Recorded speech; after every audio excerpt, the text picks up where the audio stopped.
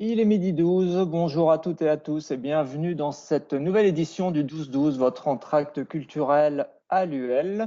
Le concept, on vous le rappelle, c'est vous donner la parole pour partager vos découvertes et vos coups de cœur culturels. Le 12-12 vous donne l'occasion de discuter avec la communauté universitaire autour d'un livre, d'un film, d'un opéra, d'un groupe de musique, d'une exposition, de tout objet culturel qui vous donne envie. Donc le format se veut court, 5 minutes d'intervention avec notre invité du jour, puis la parole vous sera donnée pour un échange. Aujourd'hui, un format un peu particulier puisque j'ai repéré l'article de Michèle Lecol, qui est donc enseignante-chercheuse à l'Université de Lorraine et linguiste. Je l'ai repérée dans The Conversation et elle va nous parler des noms des partis politiques. Michèle, c'est à vous. Bonjour à tous. Alors, donner un nom à un parti politique fait partie des stratégies destinées à le faire exister et vivre publiquement dans le but de gagner les élections. Il s'agit pour le parti de se faire connaître, reconnaître, de faire parler de lui. Mais je n'aborde pas les noms de partis directement en termes de stratégie politique, mais en linguiste, ce qui signifie un intérêt pour la description des formes de langue plus que pour les statuts des objets ici politiques, un intérêt pour le sens et pour le rapport entre forme et sens, ceci dans un contexte politique et historique. Pour caractériser le nom de parti politique, on peut le voir sous différents angles. Alors, premier point, le nom de parti politique est un nom propre, ce qui ne va pas de soi pour les linguistes pour différentes raisons. Mais pour parler de nom propre, je me base ici sur le fait qu'il y a un contrat dénominatif entre un nom et un parti, stable sur le plan mémoriel. Deuxième point, c'est le nom non pas d'un individu, mais à la fois d'un groupe de personnes et d'une sorte d'institution qu'est le parti. Donc il y a là une plus grande complexité du point de vue sémantique que pour le nom propre de personne. Troisième point, le nom est choisi, ou en tout cas adopté, par les membres du parti, parfois avec un processus de délibération, comme par exemple pour Europe Écologie Les Verts en 2010. Quatrième point, et ce sera celui qui est central pour moi, le nom est constitué de matériaux linguistiques, d'éléments de lexique qui préexistent au nom propre et qui ont du sens, ce qui constitue une différence avec, par exemple, les patronymes, du moins dans nos pays occidentaux. Les noms de partis... Alors, j'entends de l'écho. Oui, il y a un petit écho, mais ça va, on entend bien. Ça fait rien, je vais continuer.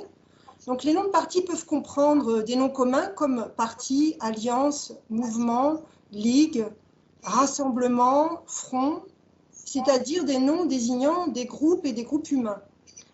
Des adjectifs comme radical, démocratique, national, révolutionnaire, ainsi que des adjectifs correspondant au peuple, donc ce qu'on appelle des adjectifs ethniques en linguistique, donc comme français, brésilien, tunisien.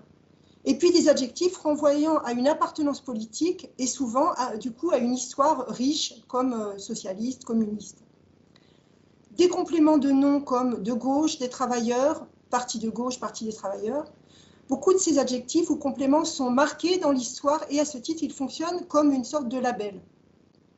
Et puis parfois d'autres noms propres comme France dans France Insoumise ou Europe dans Europe Écologie Les Verts. Actuellement, les formes se renouvellent. On trouve des noms composés comme place publique, des phrases comme En Marche ou Podemos en Espagne, des groupes nominaux au pluriel comme les Républicains, sur le modèle de noms plus anciens comme les Verts ou les Alternatifs. Ce sont ces formes, donc ces éléments de lexique, qu'il est intéressant d'observer, d'abord parce qu'elles participent d'une visée identitaire pour le parti. Le parti et du coup aussi le nom se situent dans une histoire, parfois dans une lignée, où il fait écho à d'autres noms de partis et dans lesquels les membres et les militants doivent se reconnaître. Mais il doit aussi parler aux extérieurs, aux autres, aux observateurs, c'est-à-dire et puis aux potentiels électeurs. Et à ce titre, les noms de partis sont parfois descriptifs. Donc je veux dire, avec l'exemple suivant, le Parti communiste, c'est un parti qui est communiste, donc c'est ça que j'appelle descriptif, mais surtout plus largement évocateur.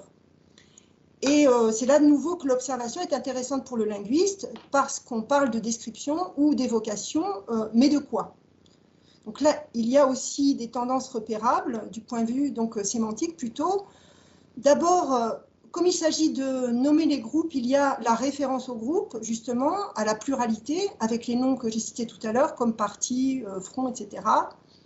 Mais aussi avec des formes au pluriel, comme les républicains, ou avec génération qui contient en fait la pluralité deux fois, puisqu'il y a le nom génération a une sémantique plurielle, et puis il y a l'ES qui est la marque morphologique du pluriel. Ou aussi, de manière peut-être plus indirecte, avec le sens de certains mots, comme le nom de parti ensemble. Ensuite, et ce n'est pas exclusif, hein, donc avec la référence à des valeurs, comme de nouveau avec le nom génération, qui parle du présent et du futur, et surtout du lien entre les deux, ou de nouveau avec ensemble, qui parle de la cohésion, de la solidarité. Les valeurs aussi, de manière peut-être un peu plus banale, comme celle de la politique, directement avec des adjectifs comme national, patriote, républicain. Les valeurs du religieux, que ce soit en France ou en Allemagne, avec les valeurs chrétiennes, hein, donc il y a des noms de partis qui ont cet adjectif dans le nom. Ou par exemple au Liban, directement avec le nom Hezbollah, qui veut dire le parti de Dieu.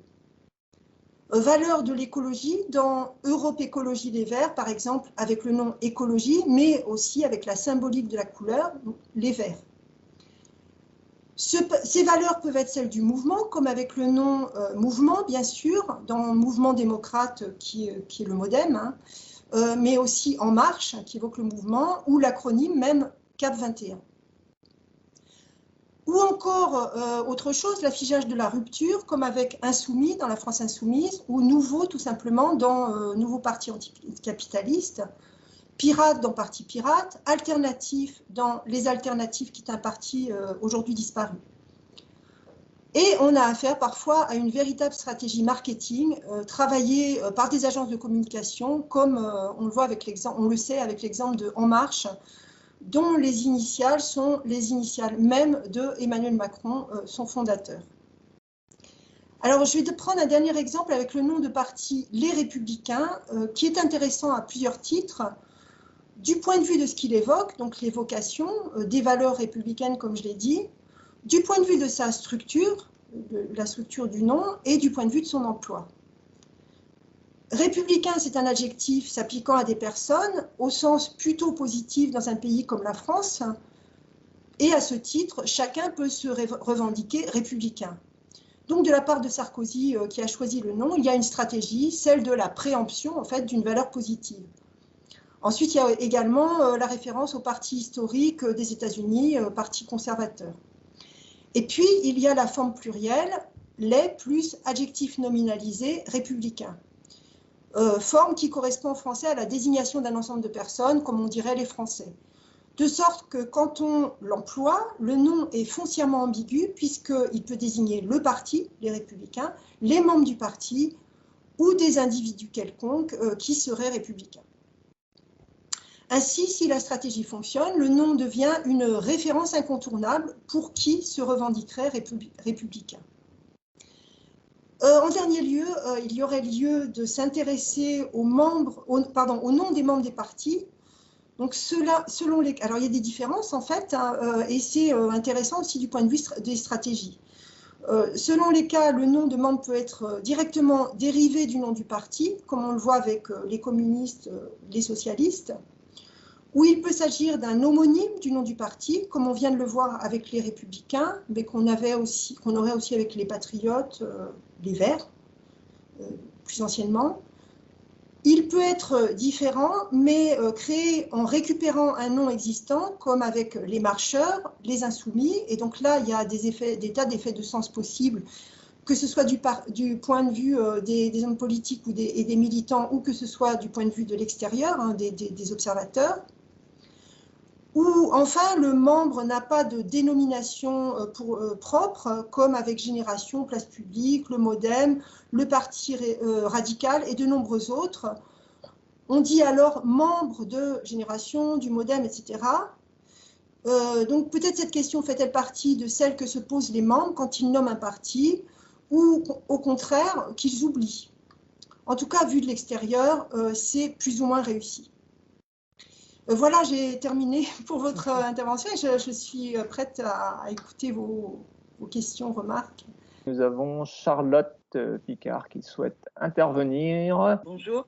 Bonjour. Donc je m'appelle Charlotte Picard. Fabrice m'a invitée à cette réunion qui, effectivement, il a bien raison, m'intéresse grandement. Je suis membre du secrétariat national du Parti socialiste qui, en ce moment, se pose la question du changement de nom. Et en fait, j'avais ce que vous venez de dire sur les membres des mouvements me pose une question, parce qu'on se pose du coup, nous, en interne au Parti socialiste, la question de l'identité socialiste. Moi, j'y suis pleinement et entièrement attachée, parce que je pense que ça résonne et que de toute façon, c'est comme le sparadrap du capitaine Haddock.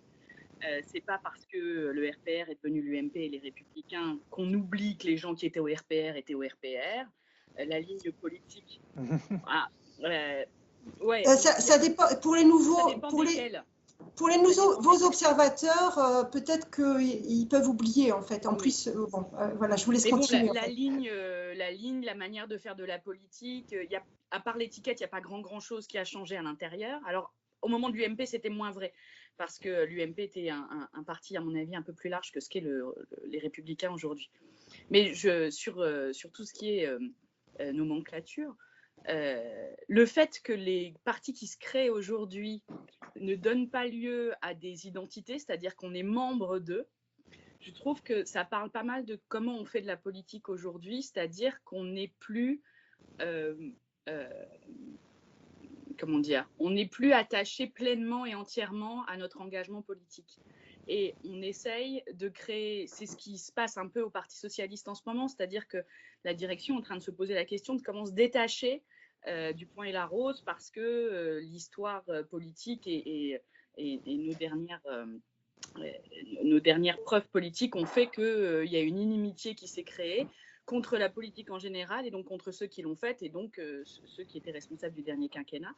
Et je trouve que ceux qui sortent de ces partis et qui créent des satellites comme Génération et créent un nom qui est tellement non nommable qu'on n'en tire même pas un nom de membre, crée cette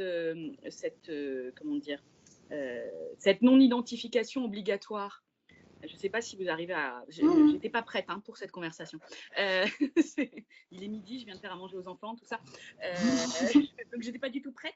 Mais ce côté évanescent que la politique recherche en ce moment, alors à deux pôles, soit une complète évanescence avec la disparition de Benoît Hamon dans Génération, et donc l'autogénération de ce mouvement, soit d'un autre côté, l'hyper-identification, mais non plus à une ligne politique, mais à un homme, comme avec En Marche. Et donc, le fait d'être dans un parti, c'est-à-dire de prendre parti et d'être engagé dans un parti, devient quelque chose de... j'ai dit il n'y a pas longtemps que le fait d'être catholique et socialiste était la preuve de ma punkitude parfaite, parce que je ne colle absolument plus à mon époque. Mais voilà, il y a quelque chose d'évanescent dans ces mouvements, ou d'hyper-identifié, mais non pas à une ligne politique, mais à une personne qui moi, me trouble dans ma capacité à analyser la politique actuelle. C'est bon, j'ai fini une phrase, je vous laisse. Merci. Écoutez, là, moi, je suis un petit peu, c'est plutôt moi qui suis intéressée par vos remarques, parce qu'en fait, ça correspond pas tellement, enfin, même si j'ai des opinions politiques, mais je vais pas les évoquer ici. Et donc, je suis aussi une observatrice de la politique du point de vue en tant que citoyenne. Mais en tant que linguiste, alors je touche peut-être mes limites parce que je ne raisonne pas tellement en termes de stratégie. C'est-à-dire que je considère que mon observation, c'est une observation de description, éventuellement d'irrégularité, éventuellement des stratégies discursives qui sont issues, par exemple, pour ce que je disais pour les Républicains, je trouve qu'il y a vraiment une stratégie qui est de... je ne sais pas s'il a pensé à tous les aspects, Sarkozy, mais qui est que quand on dit... c'est devenu incontournable. C'est-à-dire quand on est républicain, on ne peut pas ne pas penser quand on est républicain, mais pas qu'on ne fait pas partie des républicains, vous voyez, je suis obligée de préciser en fait. Hein, donc voilà. Et donc, bien sûr, la stratégie, j'essaie de récupérer ma phrase, la stratégie est tout à fait en lien avec, le choix du nom, de la dénomination et éventuellement la stratégie effectivement de la dénomination des membres. Je suis d'accord avec votre observation, c'est-à-dire de dire que les socialistes ou les communistes, d'ailleurs moi ça m'a sauté aux yeux, ça colle vraiment à une histoire, ça colle à un passé bon, allez, je vais parler en tant que citoyenne. Enfin, je pense que les socialistes, ils n'ont pas trop intérêt à changer le nom du parti. Enfin, moi, je le verrais comme ça, hein, parce que vraiment, il me semble que ce serait un reniement, en fait, hein, parce que, eu égard à l'histoire. Après, bon, là, c'est leur stratégie, leur discussion, etc. Je dis bien leur parce que j'en fais pas partie. Par contre, vous êtes bien sévère avec l'évanescence. J'avais pas pensé en ces termes-là. Enfin bon, moi je suis pas du tout à l'origine du choix de génération, etc. Mais vous êtes bien sévère et là en tant que effectivement engagé dans un parti politique, vous êtes bien sévère avec Benoît Hamon et avec le choix éventuellement de la création de son parti et du nom du parti. Ce que je peux rajouter en tant que linguiste par rapport à ce que vous avez dit, c'est que génération, moi je l'ai envisagé en termes, je pense qu'ils ont peut-être réfléchi la polysémie, hein, le double sens, c'est-à-dire que génération, c'est effectivement ce que vous avez dit, c'est-à-dire créer, générer, l'action de générer, mais c'est aussi le résultat de cette action, c'est-à-dire le groupe, enfin l'ensemble de ce qui est généré et ce qui aboutit au sens de l'ensemble des gens qui sont d'une certaine époque, etc. Et moi, je l'ai plutôt vu du côté du nom collectif, c'est-à-dire du nom de ce que je viens de dire, du nom de groupe. Et de ce point de vue-là, moi, je pense qu'il est extrêmement riche. Il est vraiment riche, il est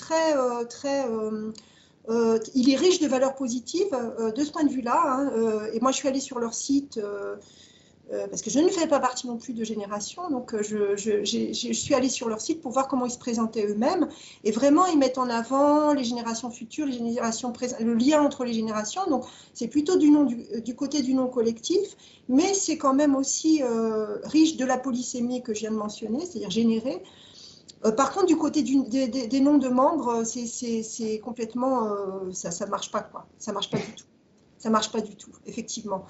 Évanescence, non, enfin moi je ne sais pas, je pense que c'est difficile à dire surtout, c'est dire membre 2, membre 2, membre 2, c'est difficile et je pense que c'est difficile peut-être, et là moi je le réfléchis plutôt en termes de rapport avec le discours journalistique, les journalistes, au moins à l'écrit, ils ont toujours un problème de place, de nombre de signes. Et dire membre de génération, etc. Enfin, c'est pour ça qu'il y a des sigles d'ailleurs. Enfin, c'est pour ça. C'est pas seulement pour ça, hein, mais moi j'avais observé avec les Républicains que très vite on dit LR, hein, et même à l'oral on dit LR, même si c'est pas plus court à dire à l'oral. Mais il y a eu des habitudes. Enfin, c'est pas beaucoup plus court, disons. Hein, mais il y a des habitudes qui sont prises parce que, en tout cas, à l'écrit, c'est beaucoup plus long à écrire. Et là, pour le coup, je ne suis pas sûre que ça a été pensé dans ces termes-là. Alors qu'En Marche, alors avec cette hyper-identification, comme vous l'avez dit, là, tout a été pensé, mais bon. Et par ailleurs, la question du rapport entre la stratégie de dénomination, de création du nom, et la stratégie politique est ouverte, est ouvert plutôt, ce rapport entre les deux est ouvert, c'est-à-dire que ce n'est pas parce qu'on choisit un nom comme ci, comme ça, que forcément ça va nous faire gagner les élections, pour dire les choses de manière très brutale, quoi. Autrement dit, est-ce que c'est le nom de En Marche qui a fait gagner l'élection à Emmanuel Macron? Je pense que c'est beaucoup l'abstention qui l'a fait gagner. Enfin là, bon, là, je sais plus en tant que linguiste que je parle, mais même bon, sur le plan de la stratégie politique, je suis plus sensible à ce que vous avez dit en termes d'histoire et de nom qui est stabilisé, qui parle aux gens, qui appartient à un patrimoine en fait, Et moi, je parlais de label, en fait, pour communistes. Il y a aussi peut-être le Parti radical, mais là, c'est plutôt les gens, les spécialistes de politique qui pourraient en parler, mais, ou les historiens. Mais, donc, il y a des labels qui sont attachés à l'histoire comme ça. Donc, je suis très longue dans ma réponse. Non, mais c'est très bien. Alors, est-ce qu'il y a une autre remarque ou une autre question de la part des auditeurs? Non, je crois qu'effectivement, on a fait pleinement le tour de la question et avec ce petit complément en plus. Eh ben, merci beaucoup, Michel Lecoll. Donc, je le répète, on vous retrouve dans la revue The Conversation. Et le prochain 12-12, nous parlerons littérature. Rendez-vous donc lundi prochain à 12h12. Merci, bonne journée. Merci à vous, merci à mes auditeurs.